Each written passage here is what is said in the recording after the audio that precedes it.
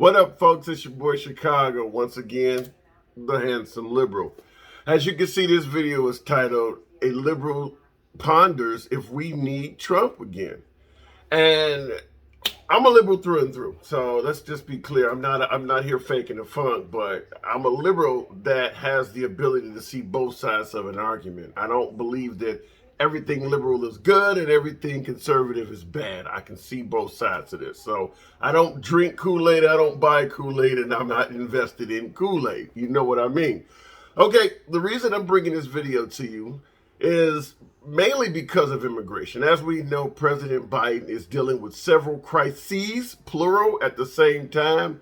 The botched evacuation of Afghanistan, and I made videos on that. One of them titled "What Would Happen If President Trump Was in Office," when we evacuated Afghanistan. I'll put that in the comments. I'll link that. I invite you to watch that. He's also dealing with a pissed off France right now, as we've just provided Australia and Great Britain with nuclear subs and kind of axed France out of a deal we were involved in with them. Obviously, the economy and gas prices is another issue. And there's a host of other things that are all going wrong with President Biden at the same time. So he's dealing with several different things. And this video is about immigration, because there's some shit going on that I don't understand. And that is the surge of Haitian migrants on the border with Mexico. I just do not fucking get that. And I'm going to explain that to you. Now, we've had surges of Guatemalans, Nicaraguans, Mexicans, people from Honduras. All of that is understandable to some degree, because you can walk from those countries on a direct line to the United States. It may take a long ass time to do it, but it is feasible to walk from every country I just named to America. Haiti? We got like 10,000 or so Haitians right on the border with Texas trying to get into America. Now, I'm going to show you what I mean, which is why I'm so disgruntled. Here's a map I printed out. Let's see if we can put it up for you to see it. Now, here's Houston. I actually put an arrow there to show you where the border separates Texas from Mexico. So this is the country of Mexico. That is the state of Texas. Haiti, on the other hand, is all the way fucking over here. As you can see from this Google printout, that is a 6-hour and 55-minute flight. Folks, at 400 plus miles an hour in an aircraft, in a commercial aircraft, to fly from the country of Haiti to Houston. Now, you could come down here, rural Texas, where they are on the Rio Grande, but I can guarantee you that this 6-hour and 55-minute flight is not going to be much shorter if you go here. That arc would still be well over 6 hours. So my question becomes, how did they get here? You didn't put 10,000 Haitians on a plane and fly them into Mexico. So where the hell did they come from? And how did they end up on the Mexican border? So that's my first complaint.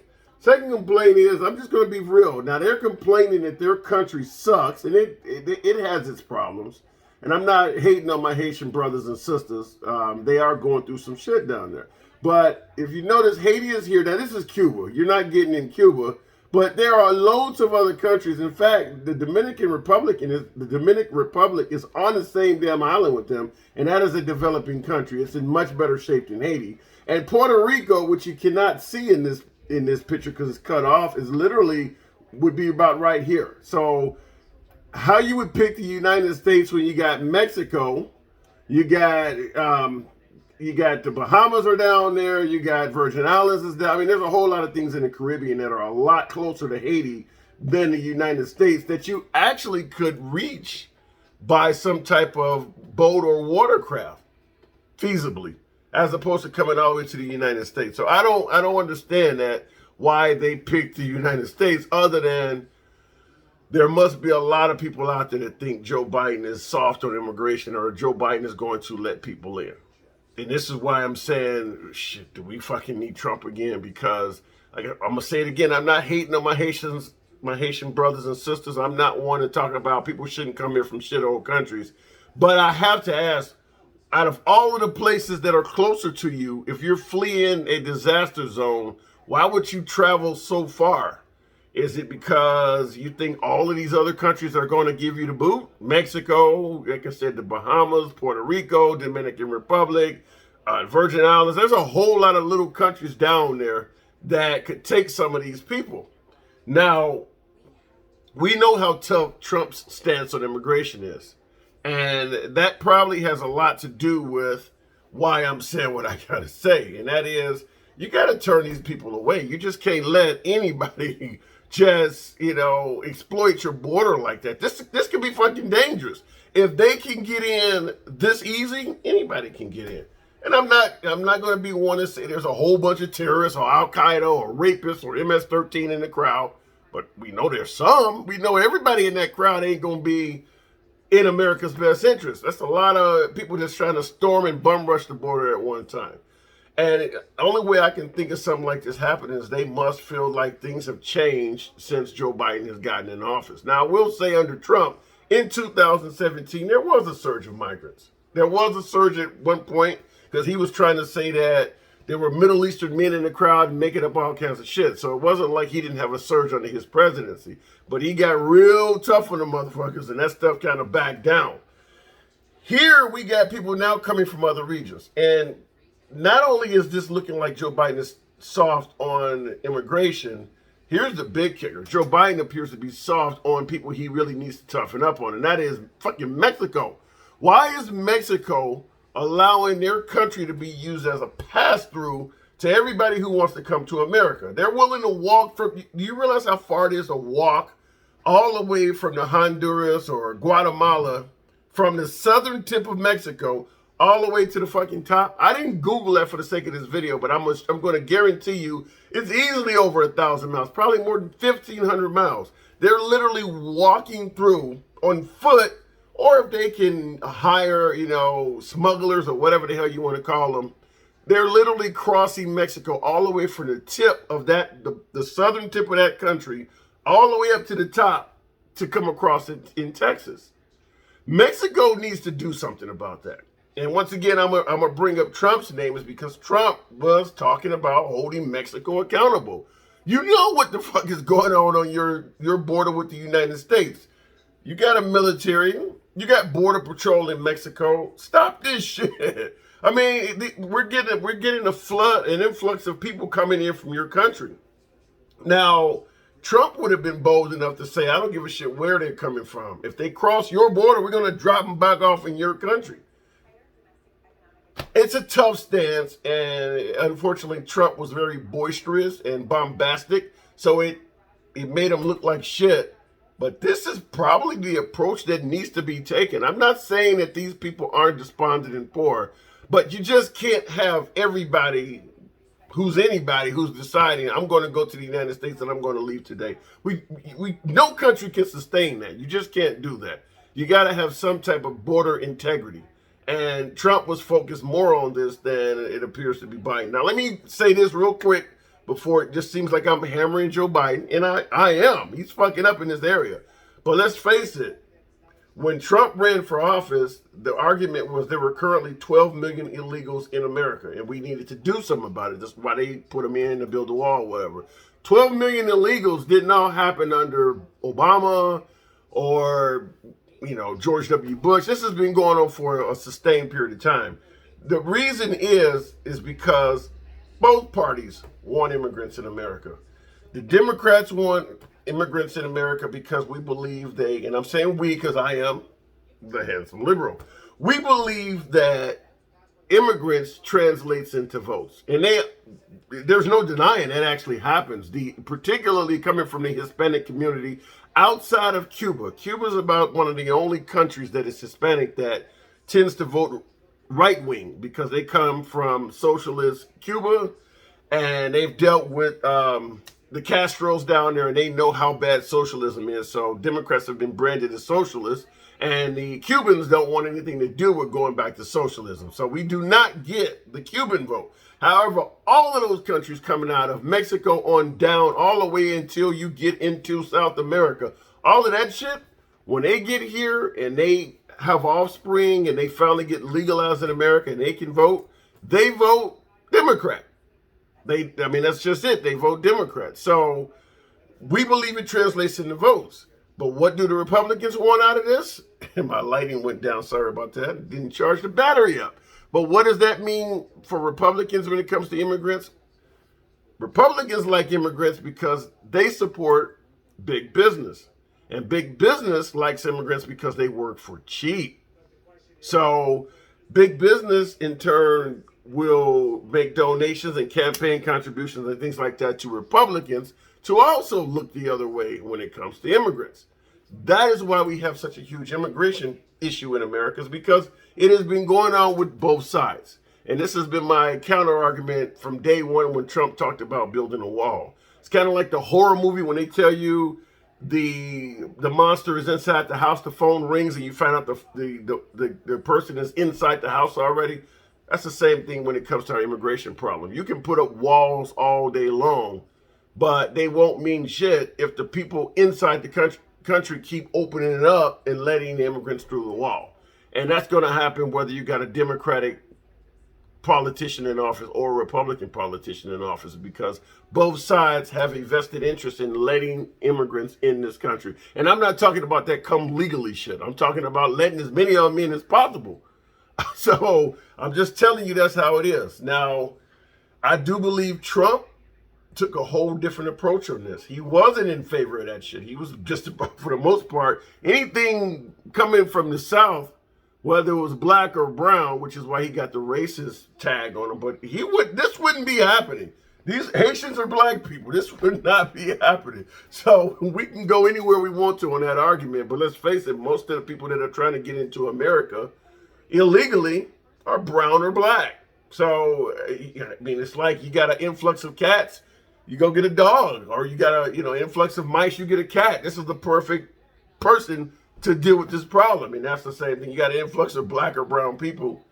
Trump is your man. So this is a problem. Like I said, I'm a liberal through and through, but I do believe that Trump would be a far better leader in regards to taking care of this particular problem we have right now, because he wouldn't give a fuck. Being bombastic is going to make people like me and other liberals hate the shit that's coming out of his mouth. But dealing with this problem is something that needs to be addressed before it gets out of hand, before it really gets bad. But anytime they're willing to come over here, which Haiti has got to be at least 1,500 miles or more. Like I said, it's a 6-hour flight. You can fly from the East Coast to the West Coast in less than 6.5 hours, or 6 hours and 55 minutes. So this has got to be maybe 2,000 to 3,000 miles to come from Haiti to Texas. Why wouldn't they go somewhere else other than just thinking that Joe Biden is going to be down with this shit? It's just insane. So I'm not going to put on the cap just yet, because I am a liberal. I'm not going to say we need this guy just yet, but I'm going to say that if we don't get this under control, we may get somebody that represents this guy, or we may get this guy again, because this needs to stop. The crisis in Afghanistan, it was awful, but 3 years from now, when there's time for another presidential election, that'll probably be somewhat of a distant memory. France, we can work with that, just giving them money, but this shit right here is not going to stop until somebody nips it in the bud. Now, I will say this as a footnote. We just pulled out of Afghanistan, disastrous as it may have been under Joe Biden. But let's just be clear. We spent several $1 trillion dealing with this shit for the last 20 years.